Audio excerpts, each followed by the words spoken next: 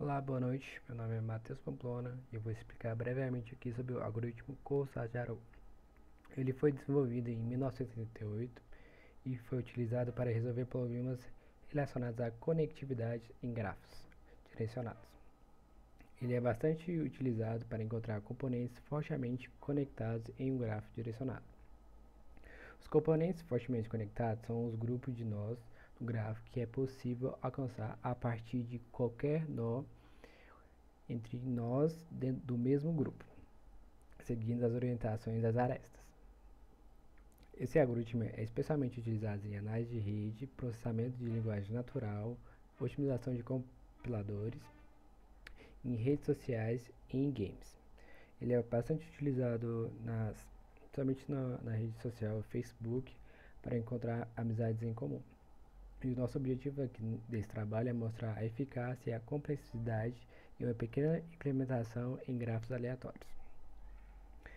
Aqui na parte do algoritmo, a gente utilizou a linguagem C para encontrar componentes fortemente conectados e direcioná-los. Aqui são as nossas bibliotecas utilizadas. A gente definiu o máximo de vértices e de arestas aqui no começo. Passei um pequeno exemplo, somente na visualização do problema no final. Aqui é a primeira linha do print. Aqui é a estrutura do grafo, do tipo matriz. Aqui é inicia o gráfico com o número de vértices igual a zero. Aqui gera o grafo aleatoriamente, seguindo as condições, que ele deve ser menor que 100, né, e positivo. Aqui imprimo o grafo. Aqui é a busca de profundidade, né, empilhando os vértices. O Marcos vai explicar melhor na parte dos slides com as figuras. Aqui é a transposição. Aqui é o gráfico já transposto. E aqui é a implementação do Kohn-Shahar-Rao. Aqui é a liberação de memória. Aqui é o print. E aqui é a função principal, usando todas as funções e as formatações. Aqui no exemplo eu utilizei mesmo o compilador online mesmo, só para mostrar alguns exemplos. Aqui a gente utilizou quando excede o limite de vértices, caso você queira o vértice maior, é só mudar aqui, ou tornar a alocação dinâmica, a gente pode colocar também. Aparece a mensagem dizendo que tem que ser menor que 100. Aqui é o número de vértices tem que ser positivo, senão o algoritmo não roda, ele não lê isso. Aqui é um caso simples que eu utilizei para melhor visualização, que era de 25 vértices e 10 arestas.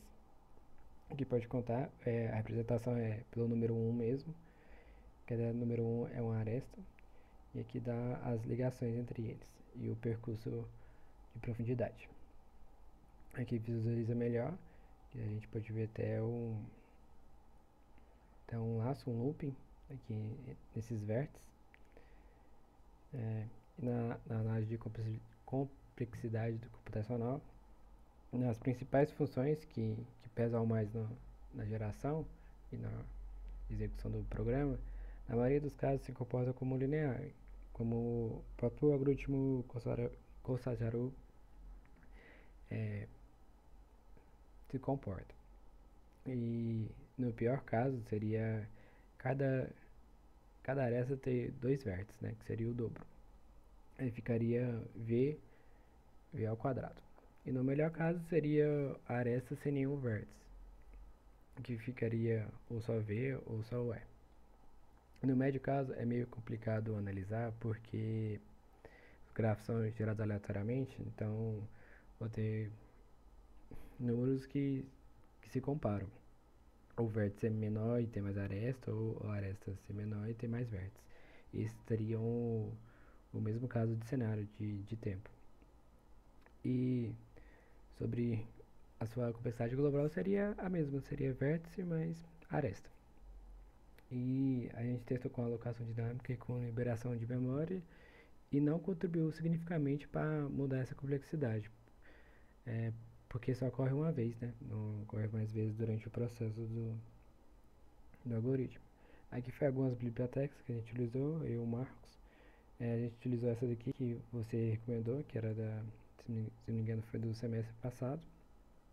E é isso, eu vou passar a voz agora pro Marcos para ele explicar melhor como funciona.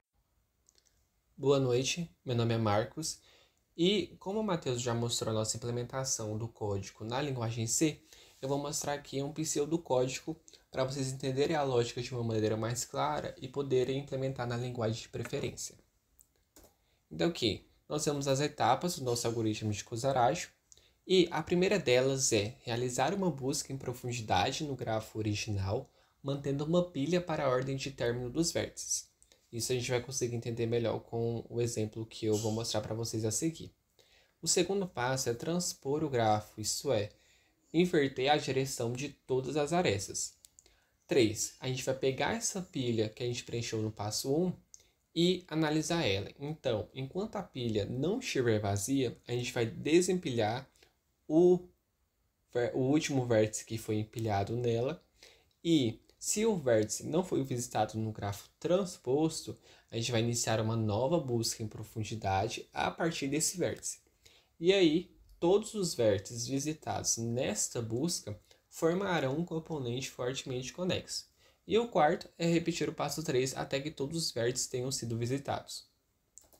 Então aqui primeiro a gente tem a definição da função realizar a busca de profundidade, né? Realizar o DFS, em que a gente vai receber como parâmetro o grafo, o vértice a ser visitado, uma lista de visitados para a gente analisar se esse vértice já foi visitado ou não, e uma pilha de ordem.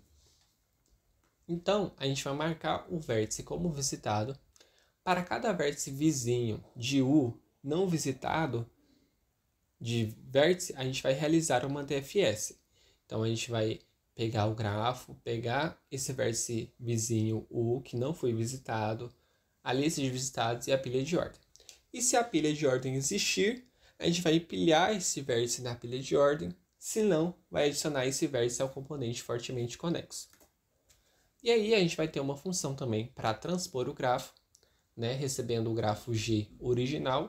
Então a gente vai criar o grafo transposto com os mesmos vértices de G.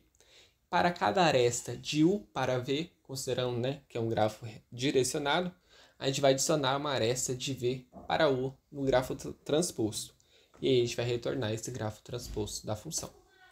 E aí a gente vai realmente com uma função Kusaraju, que é o algoritmo em si, que vai receber como parâmetro o grafo G. Então, primeiro, a gente vai realizar a primeira busca em profundidade nesse grafo original, né? E a gente vai definir aqui uma lista de visitados e uma pilha de ordem. E aí, para cada vértice V em G, se V não foi visitado, a gente vai realizar uma DFS. E aí, depois de ter visitado todos esses vértices nesse grafo, a gente vai transpor ele, né? Inverter a direção das arestas. Então, a gente vai chamar aqui a função que a gente definiu anteriormente para transpor o grafo. E aí depois a gente vai realizar a segunda busca em profundidade usando a ordem da pilha que a gente preencheu lá na primeira busca em profundidade, né? E aí a gente vai estar aqui definindo também a lista de visitados, né? Lembrando que ela vai iniciar de novo nessa segunda busca em profundidade. E aí, enquanto a pilha de ordem não estiver vazia, esse vértice V a gente vai tirar da pilha de ordem e se V não foi visitado, ele vai já formar um novo componente fortemente conexo e vai chamar a função, né, de realizar a busca de profundidade para ver os seus vértices adjacentes. E aí um exemplo aqui, a gente vai considerar esse grafo aqui, né, um grafo direcionado e uma pilha de ordem vazia nesse instante. Então aqui a gente tem um grafo, né, de A para B, de B para C e assim por diante. E aí a gente vai começar a executar a primeira busca em profundidade. Então aqui, lembrando que a gente pode iniciar com qualquer vértice, mas nós escolhemos iniciar aqui com o vértice A. Então o vértice A, a gente vai marcar com o tempo 1. E aí ele vai ver qual é o adjacente dele, o vizinho dele, que é o vértice B. Vai marcar com o tempo 2. Do B, eu posso ir tanto para o D ou para o C, mas aqui, supondo que ele escolheu ir para o C. Então, ele vai marcar como visitado aqui o vértice C no tempo 3. O C não tem nenhum adjacente que não foi visitado. Então, marca com o tempo 4 e adiciona ele na pilha e vai voltar recursivamente para o B. Aí do B ele vai visitar o D, marcando com o tempo 5. Do D para o E, marcando com o tempo 6. E aqui o E não tem mais nenhum vértice adjacente que não foi visitado. Então marca um tempo 7 e coloca ele na pilha. E agora a gente vai voltar recursivamente para os outros vértices. Então o D ele vai marcar com o tempo 8, adicionando na pilha. O B marcando com o tempo 9, adicionando ele na pilha. E o A marcando com o tempo 10, adicionando ele na pilha. E aí, a função realizar DFS vai ser chamada até que todos os vértices tenham sido visitados. Então aqui ainda falta o F. E aí o F ele marca um tempo 15, não tem nenhum adjacente dele que não foi visitado, marca o tempo 16 e adiciona ele aqui na pilha. Agora, a gente vai transpor esse grafo, né? Então se antes a gente tinha de A para B, agora a gente vai ter de B para A. E aí, só que essa segunda busca em profundidade, ela vai seguir essa ordem nessa pilha aqui. Então, primeiro a gente vai no vértice F. E aí, esse vértice F, a gente já vai adicionar ele como componente fortemente conexo. Só que F não tem nenhum adjacente a ele. Então, a gente vai tirar ele da pilha e vai para o próximo, né? Que no caso é o vértice A.